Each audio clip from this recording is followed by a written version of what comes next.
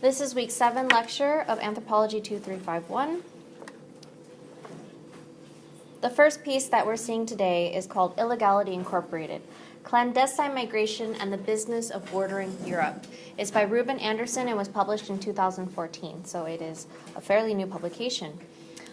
This particular publication is about Europe, but while we're reading it, there's a lot of tools for which we can use to think about the US-Mexico border as well, just kind of theoretical tools for understanding borders in general. Instead of writing about the, quote, threat of illegal immigration lurking just beyond the gates, Anderson investigates the productive and lucrative features of the illegality industry in the emerging Euro-African borderlands. So what does he mean by this, right?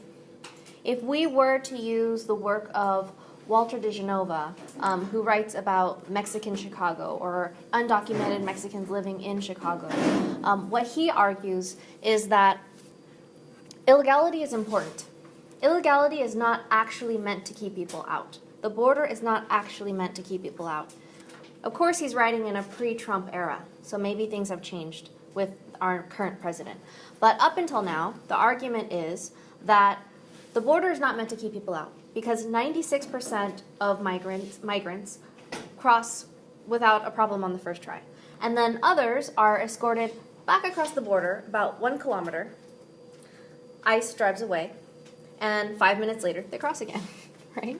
I mean, how do you think this actually works? Because if we consider the fact that a quarter of our local population here where we live is undocumented, it's not abnormal that undocumented people successfully cross the border, right? So given that, why would illegality exist? And Walter de Genova argues that illegality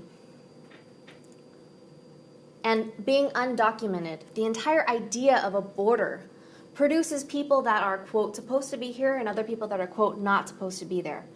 And that is a productive and a lucrative thing because those people who are undocumented or, quote, illegal can be exploited. They can be paid less than minimum wage. They can be asked to work longer hours without workers' compensation if they get injured. They can be asked to do jobs without any benefits, without any, health care, et cetera, right? And so illegality produces tractability, produces a pliable workforce that can be exploited, and that is built into our economic system in a way that affects us when we go to the grocery store. It affects us when we go to, our big box stores. Our prices for agriculture, for the produce that we buy, would be so much more expensive if we did not have this tractable, pliable, quote, illegal and undocumented workforce. Do you guys get my meaning? And so here, this is a different context. It is, Euro-African borderlands, but we're seeing a very similar argument. The illegality industry has a diverse, quote, value chain in which migrant illegality is, quote, packaged and rendered profitable. Thus, he argues that the industry feeds off of the illegality it is meant to control and produces increasing, distressing migrant illegality. Moving on to slide 3. Anderson indicates that European response to, quote, illegal African migration provides insights about rich countries' relation to their southern neighbors. We've heard our president very recently talk about migrants and people from certain types of countries that he's labeled with some not very nice words, right? So what are the attitudes between rich countries and their southern neighbors? He reminds us that rarely does the, quote, illegality industry unfold on European soil, since the business of bordering Europe often takes place beyond the continent's geographic borders. On slide 4, given that Europe's aging population, and the West in general, needs more unskilled labor, he asks why significant effort is expended to target Black Africans in the borderlands, and questions the racial and colonial legacies underpinning these efforts. The category of illegal migrant has only existed for the past few decades. Illegal migration is a recent phenomenon with a long and complicated past. So there's a couple things going on in this bullet point that I want to unpack. First is that the West in general, including Europe, but also including, when they say the West, I don't know that that's perhaps the best label. There's different ways of talking about the world, right? And categorizing it. You could say first world, third world, but that's kind of an older way of categorizing nations. You can say the West versus the East. You could say the global North versus the global South, right? I think more recently, the more trendy, as far as in academia, way to talk about these divisions of power is the global North versus the global South. But you guys understand the general thrust behind these types of categorizations, right? So when they say the West in general, I there would include Japan or other very kind of developed countries. Developed versus undeveloped, that's another way of categorizing. I would include Japan because I was recently looking at this book that was talking about how the Japanese population is kind of mushroom-shaped in that there is a large number of elderly Japanese and a very small kind of stem of younger Japanese that could care for this aging population. So there is a great need for caregivers. That just doesn't exist because there's such a disproportion between the numbers of young people and the numbers of elderly people, right? So what is Japan turning to? Well, Japan is considering, many Japanese are considering turning to artificial intelligence and things like robots that help you with things like grocery shopping and help you, lift things you can't lift, like little house helpers, in robot form. And so what does that point to? That points to there's a need for unskilled labor.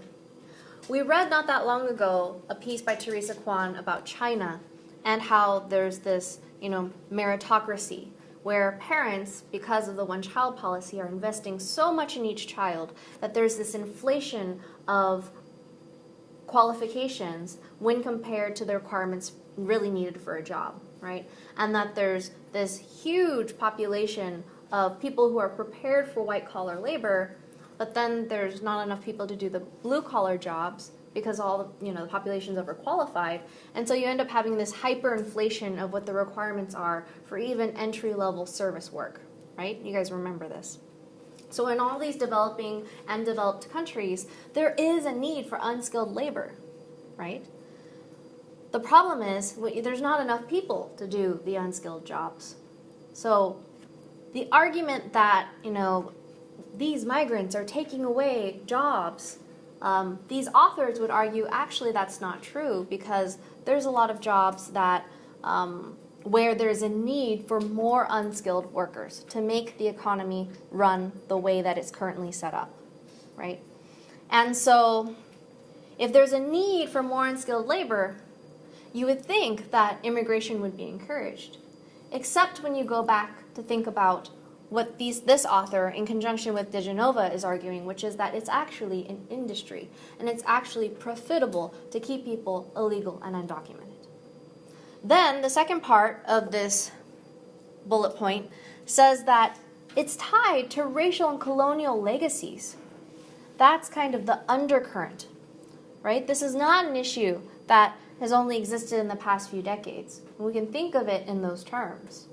There is a documentary with America Ferrera, and she's talking about, I think it was Ronald Reagan, I believe, George Bush Sr., and the ways that they were debating, kind of presidential debates in the 80s or so, about immigration to the United States and how much attitudes have changed since then. At the time, the rhetoric was, we need more migrants. If they come here legally and are able to contribute to our economy and pay towards taxes, we should invite them to come, right? And it's so different now. But that perspective of thinking that immigration has only been an issue for the last few decades is very short-sighted. And so the second part that this bullet point is arguing is that immigration has been an issue for centuries, right? Because really what it's pointing to are underlying racial hierarchies that have existed since Spain colonized Mexico, have existed since African slaves were brought over to the United States, etc., etc. His conclusions approximate de Genova's. Migration crackdowns rarely succeed. However, control of human movement is productive in keeping the undocumented workforce pliable. I'm now on slide 5. Also, he indicates that the time-space compression of globalization is shot through with inequality, since some travelers are labeled expats and tourists, while others are paradoxically referred to as migrants. They are others to the mobile world since they cannot or should not move. I'm going to unpack this bullet point as well. All right, so the time-space compression of globalization. What the heck is that?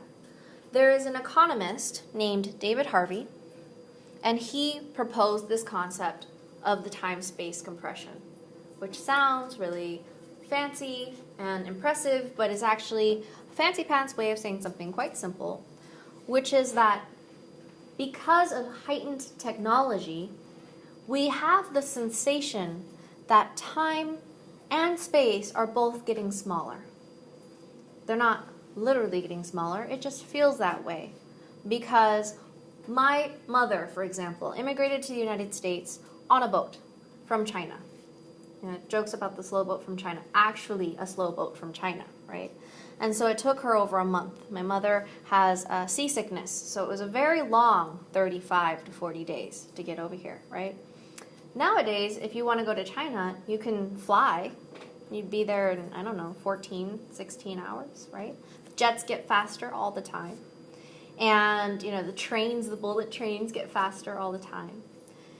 The other issue is space. How does it feel smaller? Well, if you wanted to speak to someone or send them a message millennia ago, someone would have to physically walk, a messenger to go deliver your message. It might take a very long time. Then mail, right? Mail might take a month to get from here to the other side of the world just through normal mail. Several weeks at least, if you just send it by regular post, right? But now we have email. You send something, and you may regret what you said because you didn't exactly mean it that way, or you wanted to rephrase, or you misspelled something, or whatever it is, but it's too late. You can't take it back. It already went, right? 2 seconds later, it's gone. Not even 2 seconds. You're like, undo, no, but it already went. Then we have Skype. We have FaceTime. Now the other person's on the other side of the world, and you can speak to them in real time as if they were right in front of you, right? So it feels as if time is shrinking and space is shrinking. A minute is still a minute, an hour is still an hour, but there's this sensation that time is smaller and space is smaller. And so on the one hand, I have argued before, not sure if I've argued this in this class or not, but I have argued that globalization is not really a recent phenomenon. Many people would argue that it is. You see globalization studies as if it were a new thing.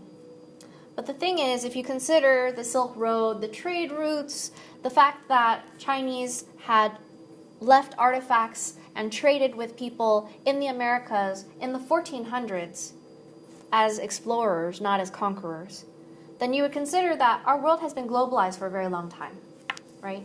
It's not that different types of people didn't encounter each other before and that these people were kind of isolated and partitioned off. That was absolutely never the case. There's always been migration. The point here is that time and space is starting to feel smaller because of technology. All right. But then it says that the time-space compression of globalization is shot through with inequality. It's not the same for everyone. Because everything that I just said relies on a certain amount of access, right? You have to be able to have a computer to access email. You have to have a computer with a webcam to do Skype, right? You have to have enough education to be able to write a letter to even send post, right? You have to be close enough to a post office and be able to pay for the stamp. There's all types of kind of economic access that people have to have for that time-space compression to be true for them. He also kind of looks at this hierarchical way that we talk about people. If you guys know about San Miguel de Allende in Guanajuato, which I'm not sure if you know about, if you don't, that's fine. San Miguel de Allende is a really colonial, beautiful town in Guanajuato that gives the impression that it has been frozen in time. No place has really been frozen in time, right? We're all in 2018, everybody. But it has cobblestone streets, and the police ride on horseback, and it has the big parroquia in the Zocalo, and there are the ringing of the bells every single hour, all the time, right?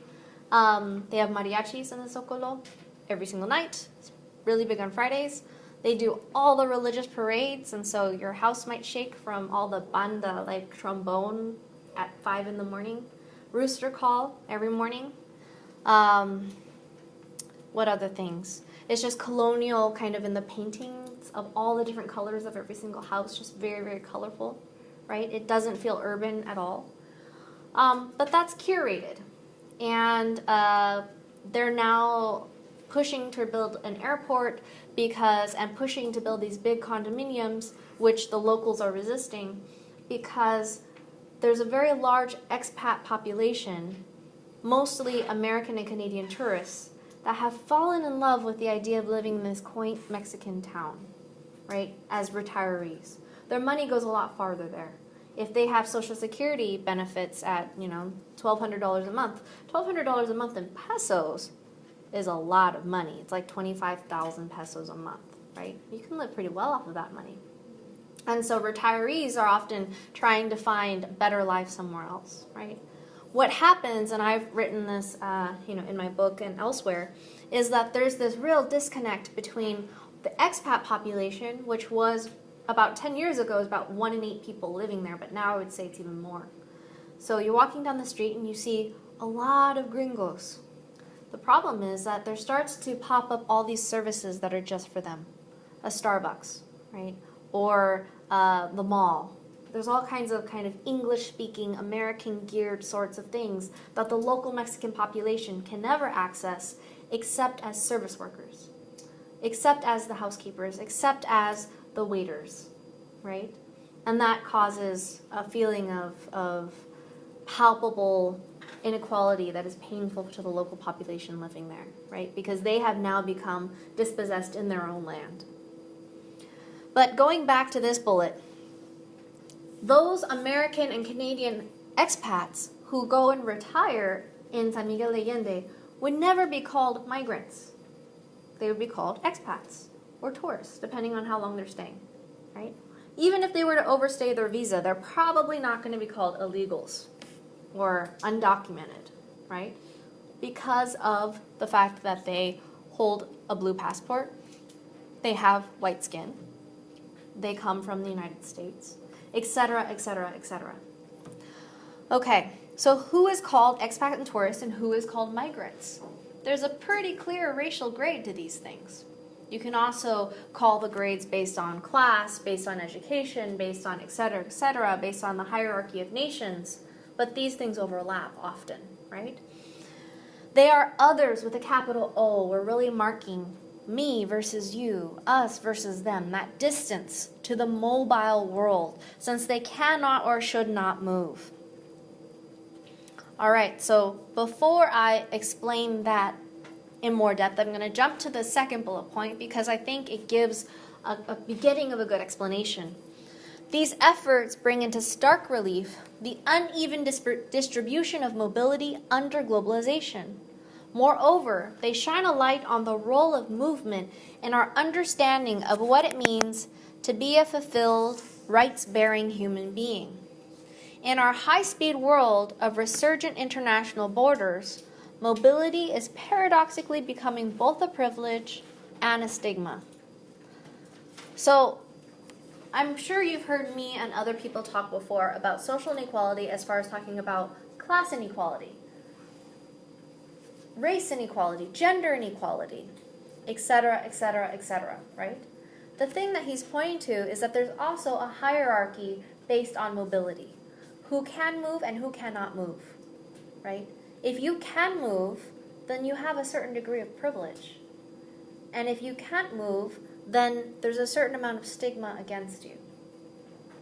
I've talked to some of my other students about this, and I just kind of sent off an article manuscript on this topic. How different it is for someone to go to Progresso to get pharmaceuticals and then try to cross back if they're clearly white versus if they're Hispanic. Say you lost your passport. How would you feel at that moment, right? I sometimes have a little bit of worry, like, what if I got pickpocketed, or what if I dropped my passport somewhere in the sidewalk, or what if whatever? Like, what if I wouldn't be let back in? Do you know what I mean? But this is not a fear that everyone has equally. This is not kind of something that everyone feels equally. And so some of those things can't be known to you if you've never experienced it, right? Just like you can never know what it is to be a man if you've never been a man. You can never know what it is to be a woman if you've never been a woman. You can try to empathize. But you can never know what it feels like to have mobility and not have it be questioned if you've never had it. And you can never know what it would feel like to be stigmatized and immobile and questioned when trying to cross a border if it's never happened to you. Yeah? Okay. I will say one quick other comment on this, which is that I was once traveling with a colleague who is a white male, trained at Stanford, has a PhD, blah. And we were going through TSA, and he was so indignant that he had to, walk through the little magnet thing. Because clearly, he's not the type of person who would ever be a terrorist, because obviously he has a PhD. Why would that ever be him? And it kind of dawned on me that I'd never had this thought that I was somehow should be excused, that obviously I would not have to go through it, right? Because I guess my entire life I've never had that type of privilege in that way, where it would cross my mind that I obviously should be exempt from this, right? But for him, it was just so irrational that he should be part of this, check for security in the airport. Anyway, my point is, some people have this kind of way of being their whole life where they have privilege around mobility and crossing borders and moving and flying wherever they want, and other people don't. And those are different life experiences, and that's another way that we can see inequality. I'm on slide 6. The spare labor pool is ignored by global markets, yet they are full-fledged consumers of imageries, goods, and desires from these very markets. So U.S. goods, U.S. styles, U.S. fads, they cross borders, right? Through media, through et cetera, et cetera, et cetera. El Día de Amor y Amistad has been El Día de Amor y Amistad for a long time. But more recently in Mexico, it's Día de San Valentín. And you can go to little stores and you get the big heart that says, I love you, right? And it's kind of these more anglicized ways of expressing love that people are often exposed to through films. Many of the films are made in Hollywood that people watch in Mexico, right? They're just dubbed over in Spanish or have subtitles. But that kind of teaches you what to expect about this holiday, or what to expect about how to engage with somebody else that you care about on a particular day, right? And so these things, they cross borders and people consume. They have imageries and goods and desires that are based upon markets, even if that was not produced thinking of them. Thus, Anderson is writing about the making of illegal immigrants as refracted through a particular case. Spain's border control has been lauded as exemplary, and argues that illegal immigrants' exclusion or illicit mobility is now a global condition. Anderson's perspective highlights larger patterns on the making of migrants from Senegal, El Salvador, Afghanistan, or Nicaragua. All right. 7. Anderson argues that American and European concerns about, quote, invasion by migrants have gone unfulfilled. Furthermore, quote, clandestine migration, also referred to as boat people, the focal point of global media on Europe's southern borders, is of minuscule statistical importance, less than 1%, Most of Europe's irregular migrants are visa overstayers. So he's basically pointing at this mismatch between the anxieties of citizens and the realities, right? That the anxiety of many citizens is that our country is going to be overrun and invaded by all these migrants. And they're clamoring to come to our shores, in boats that have people hanging over the edges in the middle of the night and try to approach our country, right? He's saying that the reality is there's a need for unskilled labor. It's an industry.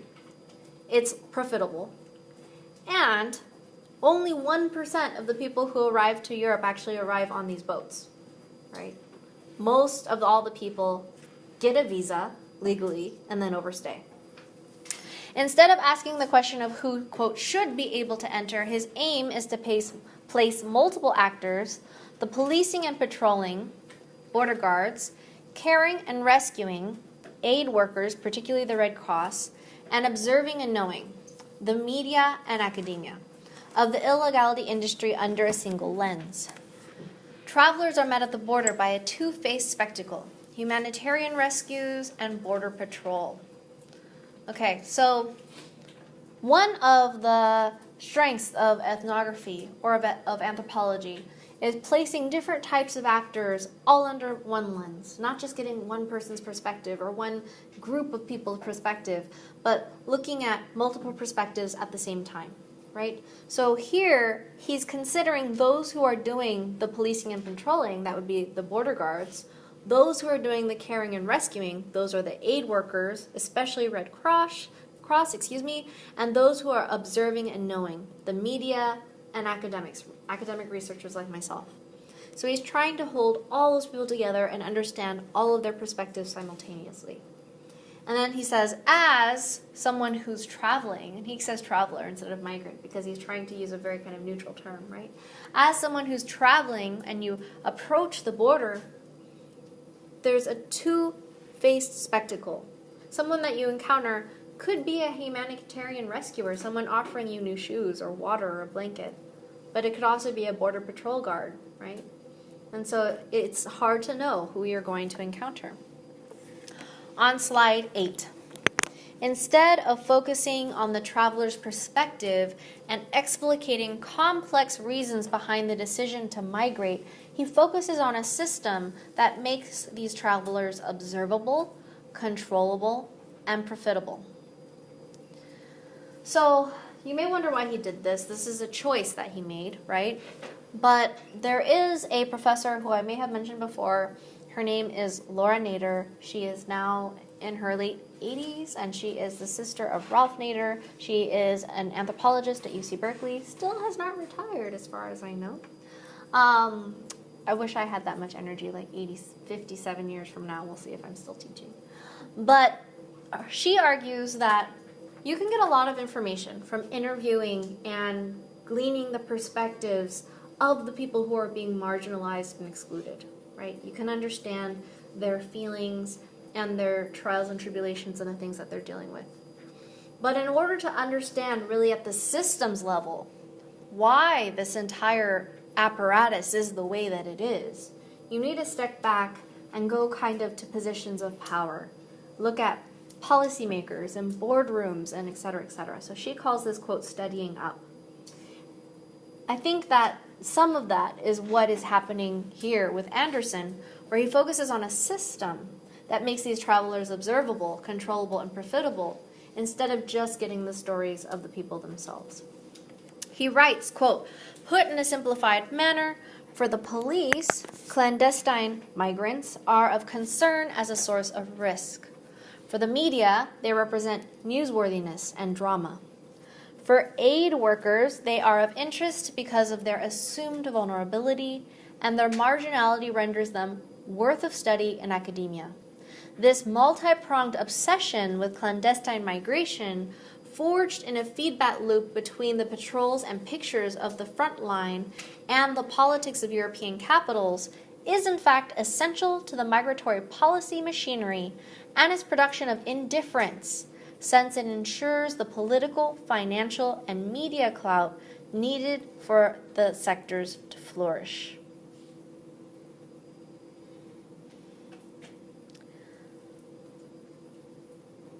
these migrants all mean something different from these different positionalities, right? But every single positionality is obsessed, which is why he says multi-pronged obsession. That there's a feedback loop between the patrols and pictures and the politics of European capitals. And so a second ago, we were talking about how there is this public imaginary saying, oh, they're going to invade our shores on the boats in the middle of the night and they're going to steal our jobs. That is actually of consequence because it informs policy, right? And so kind of the public understanding of migration, even though really that understanding only represents the 1%, still is very, very consequential because it shapes policy. All right. And those understandings produce indifference. Indifference to how people are being exploited for their labor power without being given the same rights and benefits of citizens, right? All right, slide 9. Anderson opines that the illegality industry flattens its migrant product by funneling a wide array of personal stories and cultures into one generic mold. So there is someone named Lisa Melky and I believe also Leslie Butt, but these two medical anthropologists, they talk about refugees and suffering children, third world mothers. And kind of, you guys have all seen the television commercials that say, $1 a day can put this child, give them an opportunity in life by sending them to school and blah, blah, blah. You get a very generic image of what that third world child looks like, right? Usually brown skin, maybe not entirely clean, and kind of with a sad face, right? You're not going to see a blonde-haired, blue-eyed child smiling with the white dress on, with bows in their hair or something like that, right? There's very kind of clear imagery of what that looks like. But that individual is used as an image, kind of as a poster, as an icon, not really as a 3D person who has their own story and their own families, right? Because they're used as an emblem to represent the experience of all third world children in that situation. Do you guys understand what I'm saying here? So this is similarly happening with migrants. That migrants, we know this very intimately given where we live, but migrants have very full and complete stories and lives like everyone else. But in the media, they are flattened to these, kind of iconic, desperate people who will steal jobs, right?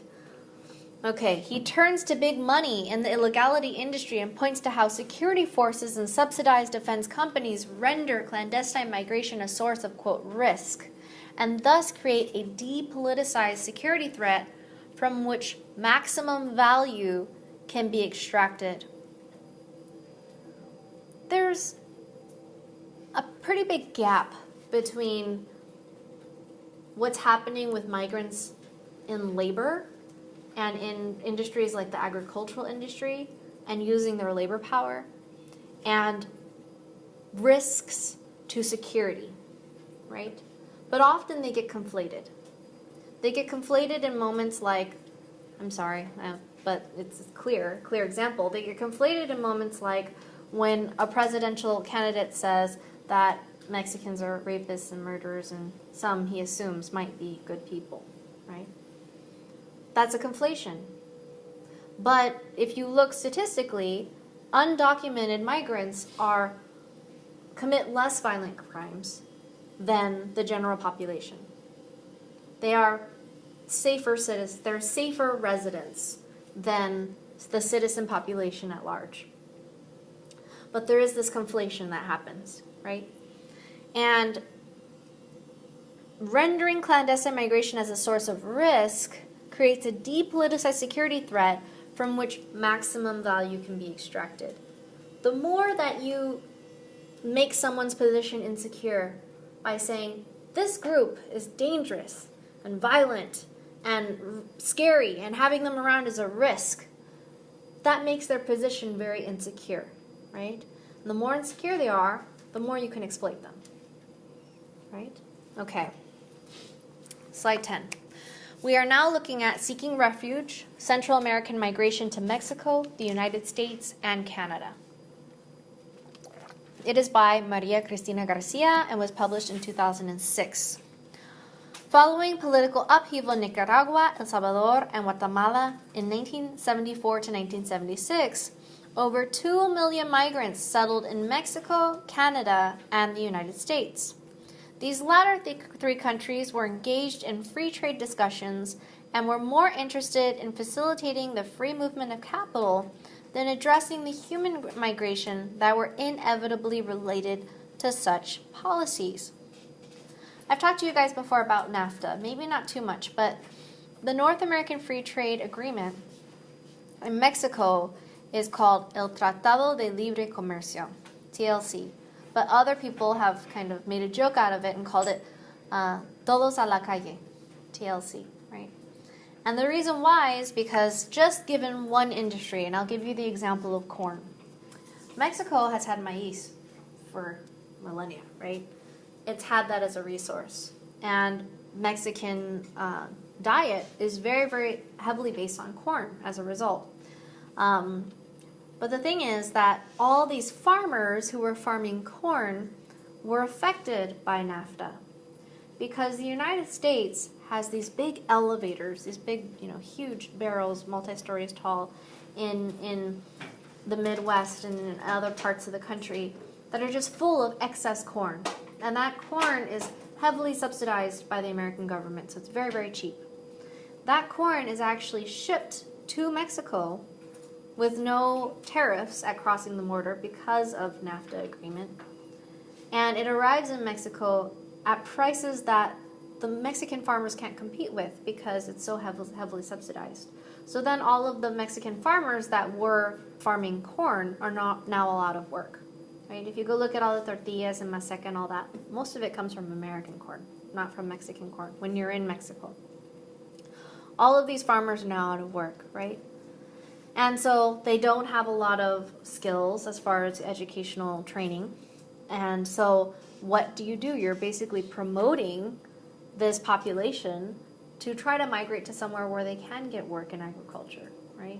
If they can no longer do agricultural jobs in Mexico, maybe they'll come and try to do it in the United States, which creates that loop because the United States was the one who has the excess corn in the first place, right? And so they were talking about free trade without considering how that would affect human migration, and these things are intimately related. When mass migration ensued, these countries did not craft a regional response to collectively share the burdens of relocating and supporting these refugees. Each country politicized the refugee crisis to serve its own interests and discourage further migration to its territory. Subsequently, each country was forced to readjust its policies to deal with the consequences of each country's policies. So even though the North American Free Trade Agreement is North American, right, an entire region kind of working together, when it came to human migration, it suddenly became each country for its own. And each country kind of closing its doors to migrants and trying to make it its neighbor's problem, right? All right, I am on slide 11. Garcia documents how NGOs, grassroots organizations, and faith communities work together to protest human rights abuses in Central America, and also state policies in North America that militarized the region, exacerbated civil wars, discriminated against the war's victims, and in essence created a disposable population.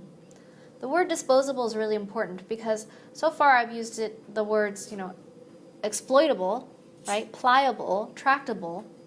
But disposable is also a good adjective to think about because if you as a worker are disposable, you're easily replaceable, right? If I am running a strawberry farm and I have a worker who gets injured, doesn't agree to my pay, doesn't want to work anymore, this causes me very little trouble because there are many, many more willing to take that person's spot, right?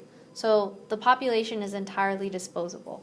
And if the population is disposable, they have very little negotiating rights, right? They can't negotiate for better salary. They can't negotiate for healthcare, et cetera, because they're disposable. So it takes away, it makes them powerless. In the United States, refugee advocates argue that the U.S. had a moral obligation to the displaced because of the country's long history of economic exploitation of the region and the support it gave to corrupt military regimes and death squads. So then here, the story becomes even more complicated because now we're looking at the fact that the U.S. has a history in supporting corrupt military regimes in some of these other places in Central America. So the people who are fleeing as political refugees are fleeing partly in due to the U.S.'s involvement, right? And the U.S.'s kind of downstream effect of the U.S.'s actions in their country. But then the U.S. does not want to accept them as refugees. Slide 12. Clergymen, missionaries, aid workers, and journalists work alongside each other to document the abuses and traumas of war, recording the names of the disappeared, and compiling detailed reports of death squad campaigns, thus resisting the censorship that was a keystone of repressive governments. Garcia writes, quote, "Those who worked in Central America promoting economic development and political rights helped local communities to experiment with democratic institution building and political empowerment."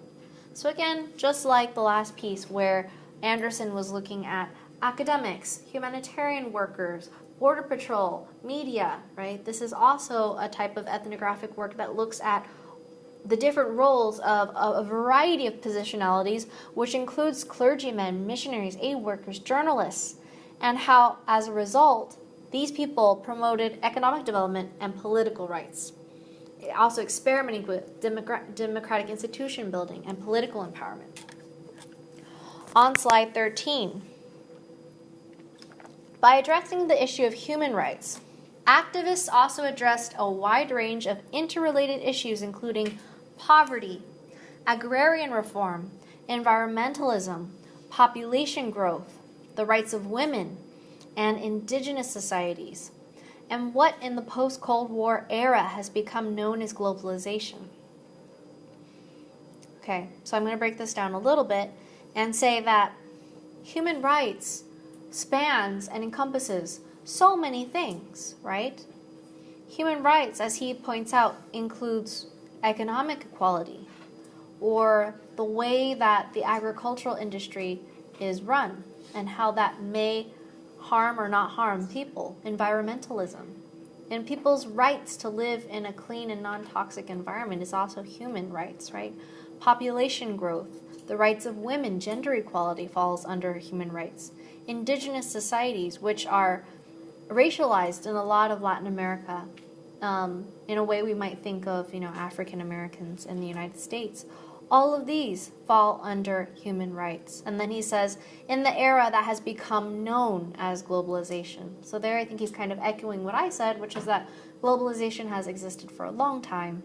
And now there might be this time-space compression, but that's due to increased technology. For their part, the refugees exerted a transnational influence on their countries of origin through remittances and testimonies that helped change state policies. So there continues to be this web that stretches across borders, right? And it is a web that has material consequences because a lot of migrants who are here, we can just imagine our own example, Mexican migrants who are here, they work and then they save their money and they go to Western Union and they send money to family members and loved ones in el otro lado, right? And so that has real material consequences for that other household in Mexico that's receiving those finances. And so also their testimonies help change state policies. So we should not think of the border as, non-porous because on the one hand, there's the effect of the people actually moving, but then there's this kind of meta level of the remittances and the stories and the influence that even the migrants continue to have in their home country, even in their absence, right? Okay. Slide 14. Garcia points to the role foreign policy interests play in shaping immigration policy, as well as how immigrants are received and perceived. Through her cross-national focus and emphasis on the economic and political impact of U.S. policies on Central America, Garcia suggests that the United States not be decentered. She doesn't want to let the United States off the hook, right? We saw a couple slides ago where she said that the United States was not really willing to accept people as refugees, even though it had played a hand in supporting corrupt military regimes in the time of war, right? And so here she's saying that the U.S. should not be decentered when thinking about the economic and political impact of U.S. policies on Central America. At the same time, she argues for an examination of the influences that neighboring countries exerted on the U.S. She's really seeing it as a system, right? A regional sort of pattern. Like Anderson, Garcia argues for consistent regional responses to migration that provide certain protections. She suggests that following September 11, concerns about national security have trumped safeguarding human rights and therefore lessen the likelihood of a regional response. This is something to think about, right?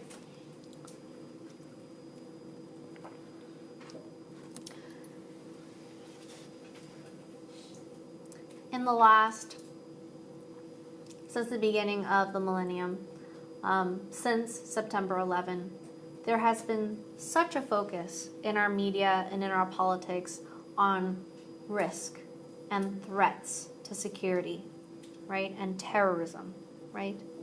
And that shapes so many things.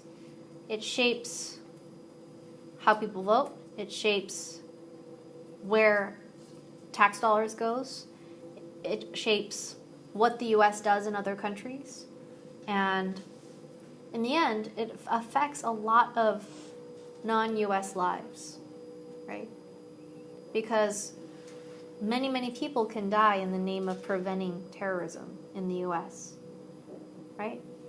That is an entirely different situation than if the thrust was human rights. If the U.S. was going out into the world and engaging with people around the world with human rights as the forefront idea, that is a very, very different way of engaging with others than leading with the idea of threats to U.S. security, risks, and fear of terrorism. You guys see what I'm saying? Those things they often run counter to each other. Often a focus on security and a focus on the threat of terrorism allows for the undermining of human rights, allows for violence. On slide 15, Invisible in Austin, Life and Labor in an American City. This is edited by Javier Ayero with an afterword by the Week7, published in 2015. Very quickly, I will say that Javier Ayero published a book called Flammable, which is about Shell and the gas company, and how Shell has its plants in Latin America in really kind of impoverished neighborhoods where people lack a lot of rights, right? And on the one hand, they're delivering kind of humanitarian goods and packages to the people, but on the other hand, they're contaminating the local area. It's very similar to kind of Erin Brockovich, if you've seen that film, where all the people around that area are living in a situation of toxicity and contamination, and it's hurtful and harmful to their health. But yet, since they are not the most visible people on a global scale, their stories are often unheard and their suffering goes unnoticed as far as like media, clout, and things like that, right? And so Louis Quicquant, he's a sociologist at UC Berkeley. He is really known for his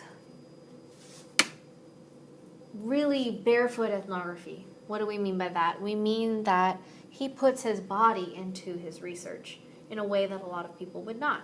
So he is a fairly kind of skinny, nerdy French man. And he did research on boxing gyms in Chicago, which meant that he became a boxer in the boxing gyms in Chicago, which meant that he got beat up a lot, right? But in the process of getting beat up a lot, he gained the friendship and the respect of these boxers and kind of was privy to all of their discussions and their behind-the-scenes social life and wrote about that, right? But anyway, these are the two people that are producing this, involved with this volume. This edited volume is the eventual result of a graduate seminar Yero offered at UT Austin. Wow, I would love to do something like this, have my students all contribute to book. Anyway, each ethnographic body chapter is written by a different graduate student and aims to add ethnographic texture to the social suffering of people living at the margins of highly unequal and segregated technopolis of Austin. I really like this piece because it's it's very relatable to us because of how close this particular spot is, right? And so Technopolis, well, they're playing off of Metropolis, right? But it's kind of the new tech bubble. If we think to Silicon Valley, which is where I'm from, like, you know, where I was doing work and studying before I came here. In San Francisco, in the Bay Area, in Palo Alto, where Stanford is, in these types of areas where, you know, Google is and where Microsoft began, in that tech bubble, things are so overwhelmingly expensive that people cannot afford to live well, even when they're earning double or triple the national average. There's this hyperinflation of the cost of living. My best friend and her husband, she has a PhD in social psychology. He has a master's, I think it's in biological engineering, but he works kind of in the lab for a biotech company. And she was doing a postdoctoral fellowship at UCSF on AIDS. And this was until recently. They were renting an apartment, a one-bedroom apartment with a little loft where like a guest person could stay, but it's not a full bedroom. One parking spot in the apartment building and one bathroom, and they were paying between $3,000 and $4,000 a month. But just the extreme amounts of the expenses to be able to live at that level, right? Then my friend got sick with Lyme, and her husband was diagnosed with Lyme last week. And Lyme disease is very serious, you know. And so she had to take a break for kind of a hiatus from her postdoctoral fellowship. And he's still working, but they could no longer afford, on his single salary, they could no longer afford to pay their rent. So now at this point, they're kind of at the situation of being homeless and going back to live with parents and finding places to squat for a while until they're able to afford this better situation again. But to think about kind of who else that excludes, right? Because if you have that situation for these two highly, highly educated, well-paid people, what would the situation look like for everyone else? It's impossible. People commute. I never lived in the city. I lived across the bay and out in the boondocks, and then I would take the train, you know, because you just can't afford it. So Austin kind of seems to be going in that direction. Not that bad yet, but kind of going in that direction. The volume highlights the, quote, fast and furious process of gentrification and the cumulative scarcity of affordable housing. It's impossible to get affordable housing in the places that I'm describing, and I think Austin is going in that direction. Also, gentrification is a scary thing because it often exacerbates inequality. In San Francisco, there's this area called the Mission. Why is it called the Mission? Because for a very long time, it has been a Mexican-American neighborhood, right? And so if you walk through the Mission, there's all these Mexican restaurants, and also there's these big murals that are very colorful with kind of Mexican artwork. But the thing is, at a certain point, that vibe, within quotes, became trendy. And all these other people wanted to live near the beautiful Mexican murals. And what happened? Prices soared. A lot of people who could afford those prices moved in. They displaced all the Mexican people that had been living there. And the people who are moving in don't look like the people who are forced to move out. If you guys understand my point here about how gentrification can exacerbate inequality. In Austin, the exclusionary features of the housing market disproportionately displaces Latinos and African Americans. And I would say that that's true all over the country. All right. Slide 16. In addition to the lack of affordable housing, the authors point to the meager safety net, the disciplinary and punishing state, and the poverty generated by a highly polarized labor market. This volume includes ethnographic explorations of the lives of undocumented migrants, homeless people, single working mothers, manual laborers, drug addicts, escorts, cab drivers, hotel managers, musicians, and halfway house monitors. Again, we're seeing another ethnography where you have a whole plethora of positionalities, all different types of people that are brought under one lens. By now, hopefully it's clear if you're asking, why have I grouped these different pieces together, right? This one is not primarily about migration. And also, we've been looking at, different geographic spaces. So what is the common thread between them all? Here we're looking at inclusion and exclusion.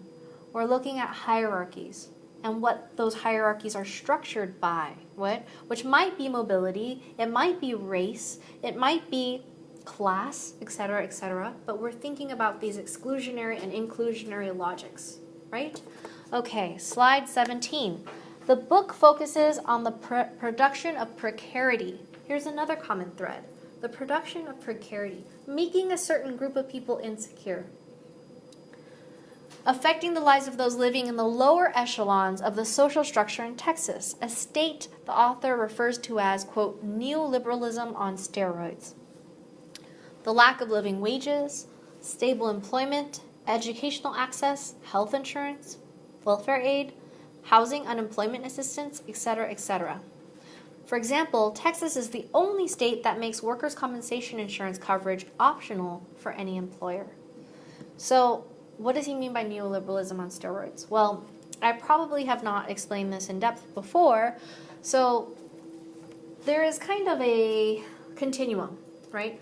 On one extreme, you have countries like Sweden that are going to have socialized medicine, socialized education, etc. All of your needs are cared for from cradle to grave just because you are a citizen, right? You can get 420 days off as a couple with paid maternal or paternal leave every time you have a child. Then at the other extreme, you have this each to his own, everybody fends for themselves, everybody's a consumer on the market and can buy whatever you're able to buy, right? These are two extremes. Texas as a state, the authors are arguing, are neoliberalism on steroids, the version where everyone fends for themselves, right? To the degree where workers' compensation insurance coverage is optional for any employer, whereas in other states it's required that if your worker gets injured while on the job, you have to compensate that person, you have to look after, pay their health bills, etc., right? Okay, slide 18.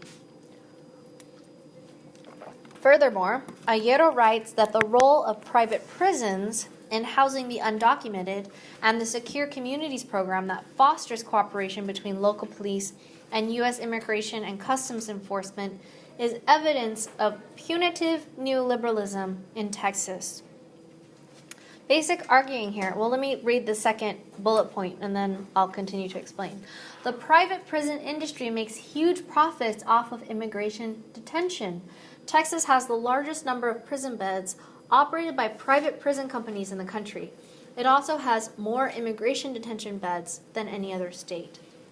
So what does this mean? It means that if you have a private prison, the prison gets paid for every prison bed that's full. The more people that are there, the more money that's made by the private prison.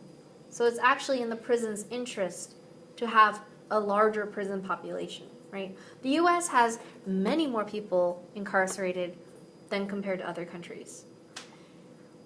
Where do these people come from? Well, in Texas, many of them are migrants Migrants are arrested, they're thrown in jail, right? Doing that is actually profitable for the prisons because it means that more of the prison beds are being occupied. They get paid for every single person that's inside their prison, right? Okay, slide 19. In the afterword, Kant explains that Invisible in Austin tracks the peregrinations of the urban proletariat, struggling to make a home in the shadows, cracks, and ditches of the polarizing city after the dismantling of the Fordist Keynesian social compact. He argues that the degrading parameters of employment for the lower class in terms of hours, pay, tenure, and prospects, and the absence of unemployment coverage, sick leave, paid vacation, medical insurance, and retirement plans has led to rampant economic instability, abiding social security, and a crushing combination of underwork and overwork. All right, so what is meant by this?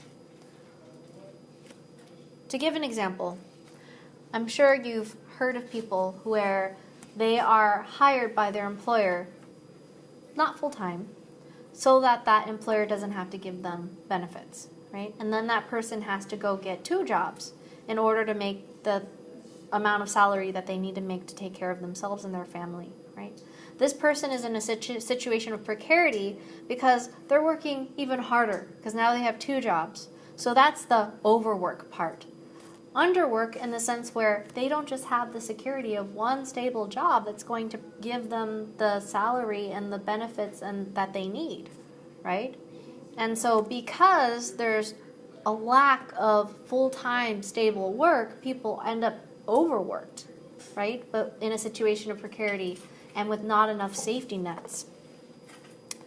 All right, slide 20. Furthermore, in places like Austin, the banality of periodic downward mobility goes hand in hand with horizontal abuse and lateral animosity, a lack of solidarity among the poor. So, in this class before, we've talked about Chavez and kind of the way in which, at the time, farm workers were peacefully but forcefully requiring change in the agricultural industry, right? Because they were uniformly banding together, which made them a force to be reckoned with, right? But here, Kant is arguing that in general there's a lack of solidarity among the poor. Instead, there's this competition among them. There's this animosity, horizontal abuse. What does that fuel? That fuels the disposability that we talked about a few slides ago, where I said, oh, well, if you're not willing to agree to my exploitative situation on my strawberry farm, then there's someone else just like you who's willing to do it. And if that someone else steps right in, then it increases the disposability of the population as a whole, right? So he's saying that this is what is happening. He writes, precarity breeds misanthropy and erodes mutual identification and reciprocity, which are the preconditions for solidarity. This feeling of social ignominy at the bottom is reinforced daily by injurious and humiliating interactions with personal service customers. The biting sense of indignity of today's precarious workers is both cause and consequence of their striking absence of perspective for collective upgrading. So, I will unpack this. That in order for there to be solidarity, unity, coming together, people need to have mutual identification. They need to be able to relate to each other. And reciprocity. They're looking out for each other. They have each other's back, right? However, that is lacking. And to make matters worse, people are humiliated because they're often working in service jobs where people who they're serving don't treat them well. And this situation is what is causing people to not be able to make those demands as a group and furthermore increases the disposability of the population. He points to the weakening not only of unions, but of all collectives, and the, quote, void left by the organized atrophy of the protective and supportive wings of the state. All right. Does anyone have any questions about this particular presentation? Okay, I'll see you guys next time.